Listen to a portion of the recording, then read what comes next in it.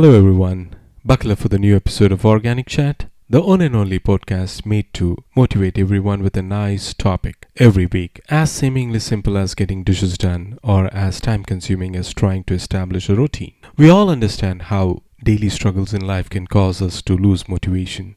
Sometimes having a lot to do can be overwhelming to the point of feeling hopeless, and we want to give up even before we begin.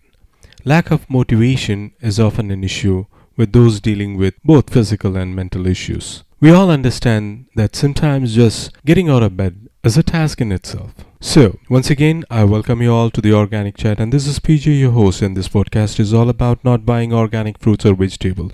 It's all about bringing positive vibes to our family, friends, community, and to the universe. Let's go into the topic. Let me ask you something. What is the recipe for successful achievement? To my mind, there are just 4 essential ingredients. Choose a career you love. Give it the best there is in you. Seize your opportunities and be a member of a team. That's what I think. So, today our topic is love your work and live your dreams. Let's go into the topic. So, here's a little issue we have in America today. There are currently about 250,000 people a year who are dying in our hospitals due to preventable deaths. And I'm not talking about the negligence.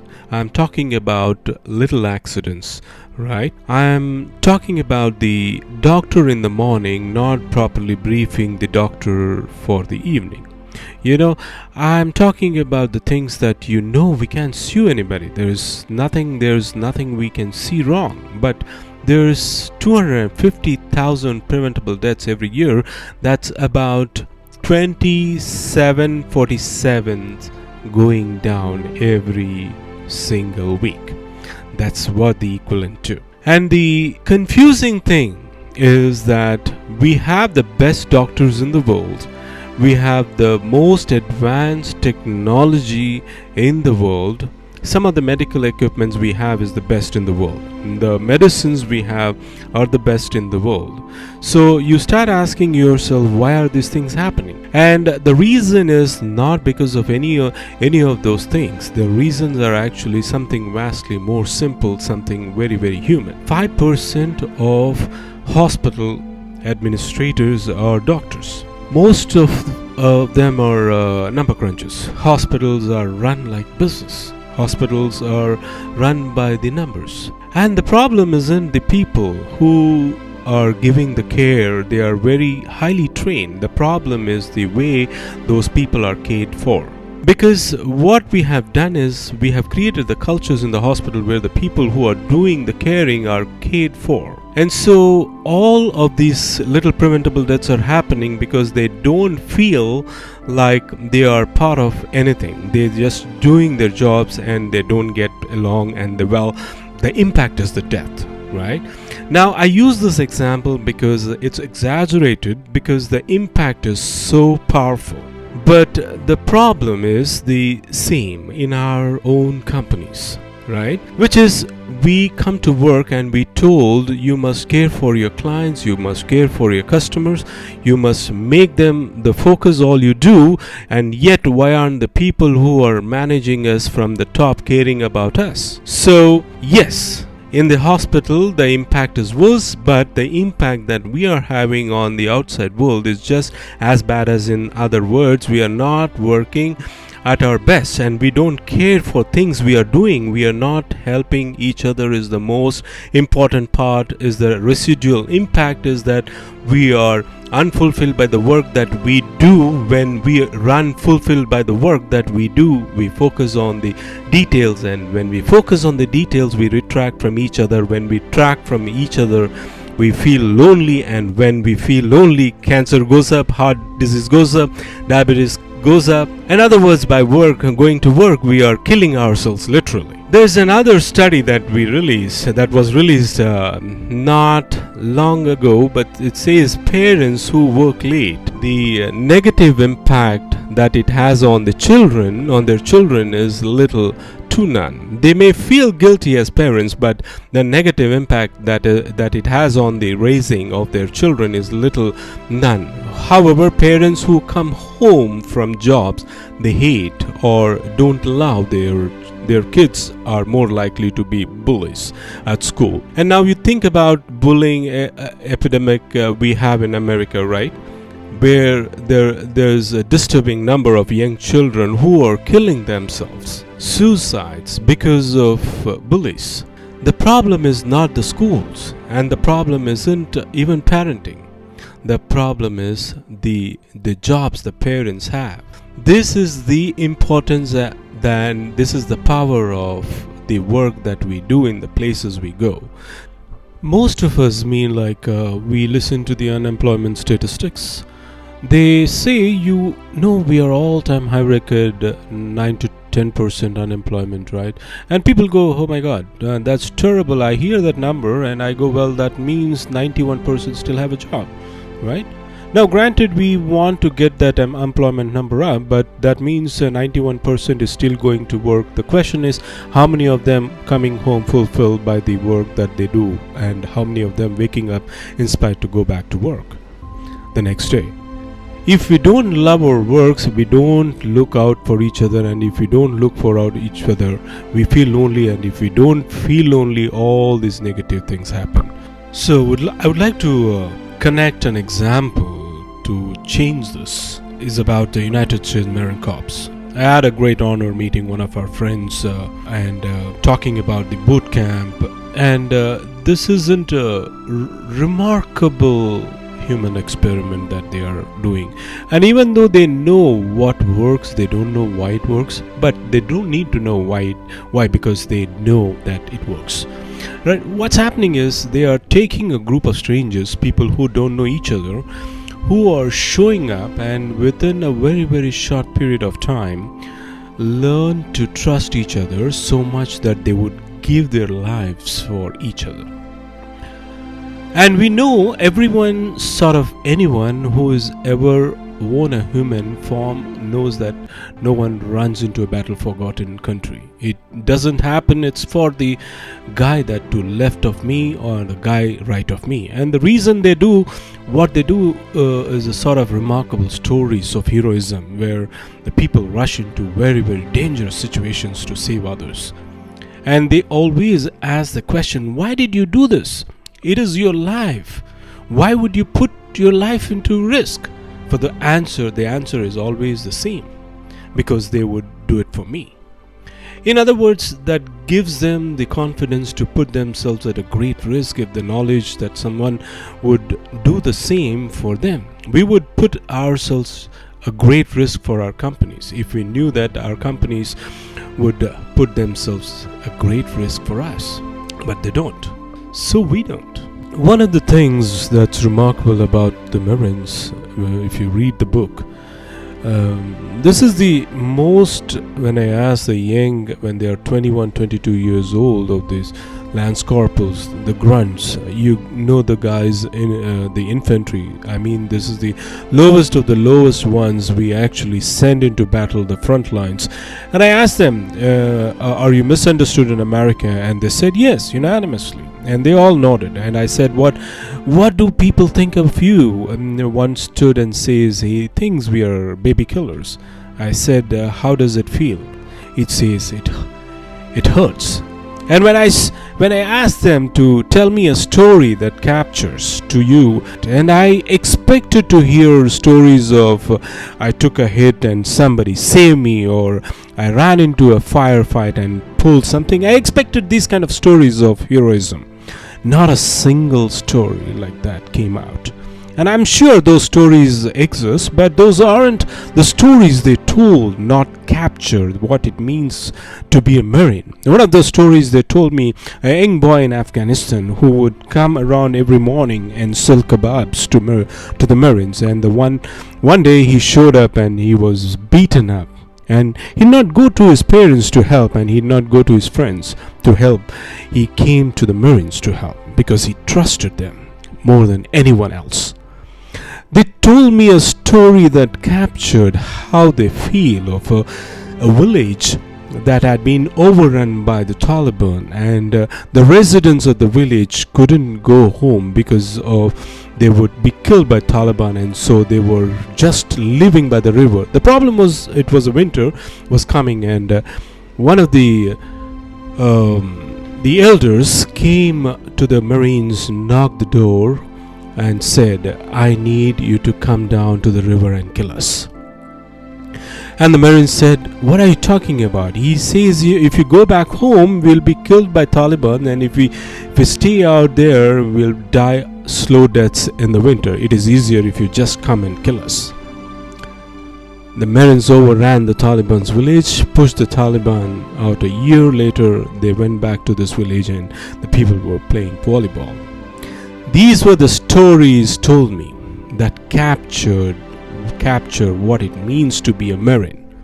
They believe in doing good for others, and fulfillment they get when they put themselves at a risk so that others may prevail is overwhelming. This is not unique to the Marine Corps. This is all human beings. The feeling of fulfillment comes from doing something for another. The feeling from fulfillment comes from the exertion of time and energy for someone else. If you are walking to work and throw some few pennies in a cup, and you come to work and say to your friends, "Hey guys, I gave $1 to somebody homeless this morning," what are your friends going to say? "Yeah, good, right? And I gave $20 to somebody homeless today." "Yeah, good for you, right?" What if you come in the morning and say, "I gave up my Saturday, I went and painted the school in the inner city"? People go, "Wow, cool, very cool." And all of a sudden, not only are they inspired to do something good themselves, but the feeling that you have persists. The amazing thing is that when we do good for others, it actually inspires others to do good for others. This is provided for us primatologically, anthropologically. It's all part of survival of the species. But we are social animals, and so we have to provide for the fact we'll maintain strong bonds and build cultures, because that's what humans do. We are cultural animals. And so when we do good for others, we look out for those in our tribe, we look out those in our group. It actually feels good. Biologically, it releases oxytocin. This chemical that released when you do good for others, it's released and it makes you feel good. The amazing thing is more oxytocin and you have in your body, the more you want to do good for others. The problem is we replace this feeling, the exertion of time and energy, with digital communications. We have replaced it with headphones. We have replaced it with money.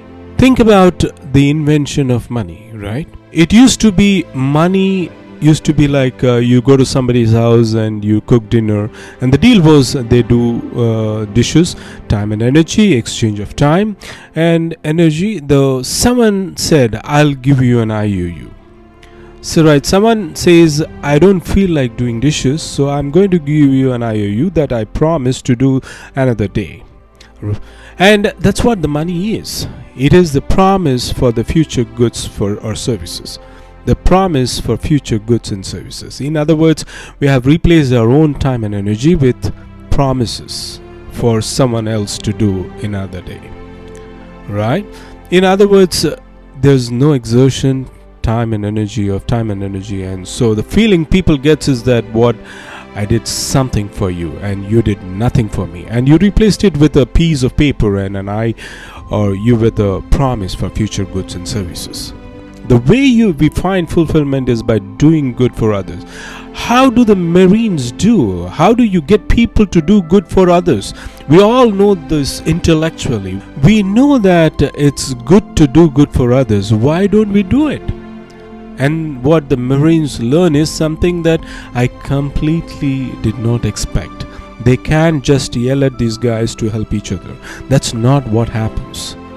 There's a few things that have to do first. So we all heard about the obstacle course about the Marines, and this is what they build: an aerobic strength, aerobic muscle strength, and it's timed out and all this good stuff. They have another course called the confidence course, and it's never timed, and most of the obstacles on this course cannot be completed by yourself. They must be completed in teams.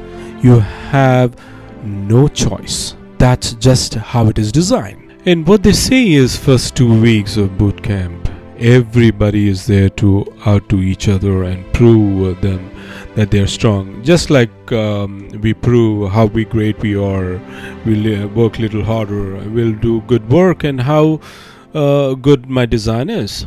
So they keep putting them in situations where they can do things by themselves, and what starts to happen very slowly, they said after 2 weeks, they start cheering for each other. Now they get in trouble when they do, but they start cheering for each other. And then before too long, you see them organically start helping each other. And what happens is, if there is one person who is weak, refuses to help each other, the others, or even if there is one person who is strong, who is, I was a star college athlete, and they get to the end of every obstacle, they stand for wait for everybody to finish, and they don't help each other. What starts to happen is, organically the group starts to ostracize that person, until they learn the only way that they get through this, survive the camp, is if they ask for help, because they have no option. The problem is, no one will help them until they are willing to help each other. It's the deal we have to make it. It's called vulnerability and risk. We have to take the risk to make ourselves vulnerable. Yes, you might do something for someone else. They may not do something back for you. That's the risk you run. That's the risk you run. It's not giving everything of them and sort of a huge, big overwhelming risk. It's about little things, going on a date or buying them something. Like when you show up at work, when you show up at first time, when you're new, don't expect that people will look out for you and they won't expect you to look at them in 7 days. It won't happen. If you've been working for a job for a few years and you don't have the absolute confidence that if you turn back and you will not get stabbed, you can rely on somebody and you can give them something, nothing will go wrong, you will share the credit, no one will throw you under the bus. If you don't have that in the few years, something is wrong. I don't know how long it takes, but it will more than a week it will take, and less than 7 years. And the Marines fundamental understand that before anyone is willing to put themselves out for another, they have to have self-confidence, real self-confidence, and you have to be confident in yourself and your own ability before you are willing to help another. If you are insecure at all about your own ability, and it's a paradox, right? How can I overcome my confidence, my self-confidence? And we all have ego issues at all times, and we all do it. And if I'm not confident myself, I won't help another. It's a paradox, because we need someone to look out for us before we are willing to help our peers. So this is what the management is supposed to do. Drill instructors, school, they are there, our parents, they are one reason and one reason only, to help us feel strong and good about ourselves. But look at the way we talk each other. Look at the budget's been cut, and so what you're getting told, I need to do more with less. That's what we are told. Hey guys, I need you to do more with less, by our clients, by our bosses, by our parents. That's our parents telling when you are young, I know you're stupid, figure it out. Right? You are not as smart as the other kids. What you want me to do? It's the exact same thing. I need you to do more with less. Then we need to be telling people, as I need you to do more with what you have. You have capacity, you have strength, you have talent, you have ability. I need you to do more with what you have. We don't celebrate. We have God. We criticize for what we don't have. This is the responsibility of management, to take us under the wing and help us understand our own value to ourselves. Close your eyes and think back to high school. And think of that one teacher who took you under the wing and cared for you, looked after you, and helped you realize that you are capable of more than you thought you were.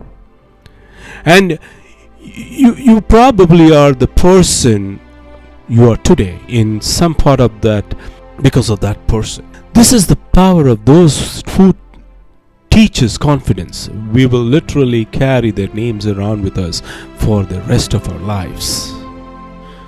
Wouldn't you be one of that person? Wouldn't you be one of that person that 20 years from now, 30 years from now, 40 years from now, I can do this exercise with somebody that they will tell me your name? This is the power of helping others realize their own strengths. This is what management and leadership is supposed to be doing. They are supposed to be caring for us and helping us realize our own value. By the way, if you have anybody who reports to your work and your responsibility is not to make them meet the deadline, your responsibility is not to make sure that they do as you say. Your responsibility is to make sure that they understand their own strengths, their own value, and that they are way more talented than they think they are. And the only way they will learn that is if you put them in situations in which they can fail, and you hold them and you support them and you give them talent and you give them skills, you give them education, and you watch their backs, and if they fail over, you encourage them to get back, figure it out themselves. It is called confidence. It is your responsibility to help others and find it into others' responsibility to help you find others. And the amazing thing is, soon as you start feeling confident in your own ability, you naturally help each other. And that's what happens. It's called trust. In the military, they give medals to people who are willing to sacrifice themselves so that others may gain. In the business, we are willing to give bonuses to people who will sacrifice others so that we may gain. We have it backwards. And then we complain about how we don't love our jobs, and we complain about how the work is suffering, and we complain about the budgets are being cut, and we complain. And the first thing we do is blame each other and become more selfish and worry about my pay and my benefits and this is what happening. This is what happens, and we are unfulfilled, and we look at the metrics. When we are unfulfilled, we look at the metrics and we say they are not good enough. When we fulfill, we don't care about the metrics. This is why when you have a job you love and you get a call and he says, I'll offer you more and more, I'm not interested at all. I am very happy here, but I will give you more. That's not the reason I'm here. I'm here because I love it.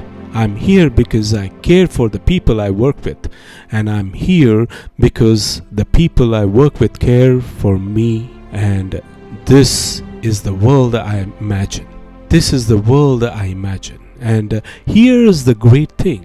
If you take a little risk, I'm not talking about the big things, little things. Here's the great thing. If you take a little risk, if you start doing little things for each other, the amazing anthropological response is other people will start doing little things for others too. I was walking down the street 2 days ago, and a guy's backpack was open and a whole bunch of papers fell out, and he was walking down the street and I happened to be behind him, and so my friend and I, just in the mid conversation, we never even stopped talking. We just bent down and gathered his paper and hand them back to him, pointed out that his book bag unzipped, and he said thanks, and we walked out, and no big deal. He just went out. we were waiting at the cross street, and we are still talking. The guy in front of us turns to us and says, "I saw you helping that guy. That was really cool." But here's what great about it. The guy will go do something for someone else simply because he saw us bend down, pick up papers for someone. He will actually do something for someone else because of it. He won't give it to charity because he sees me put $1 in the cup. But he will actually help someone because he saw someone also help someone. Little things. Hold the door open for someone. Say thank you to the person who opened the door. Smile to the person. Smile to your neighbor. Little things. You know, put your foot in the subway when the door is closing so someone who is running can make it. Open the elevator. Don't go and just wave your hand saying, "Oh, I'm sorry, I missed it," or pretend you did not see it. A little time and a little energy. You will find around work that people get little time and little energy back to you, and you will give little more time and little more energy. You go coffee with someone, then you go for 2-hour coffee, and you go for a coffee and a lunch, then go for a lunch and dinner, then go for a dinner and a movie, and then you sleep over, and then you sleep over 2 nights and holiday together. Eventually you get married, right? It's a slow, it takes time. We can't rush it. When you rush it, it's all fake. Do things for others and watch how much others do for you. But go get yourself a cup of coffee from coffee machine in the morning. Make some coffee for others. It takes extra time for others. That's the point. And here's the best part. You will feel so good at the end of the day. So good. Let me sign off this episode for now. Until my next episode, keep doing your work, and it's going to fill a large part of your life. And the only way to be truly satisfied is to do what you believe is a great work. And the only way to do the great work is to love what you do. Thank you. Take care and goodbye.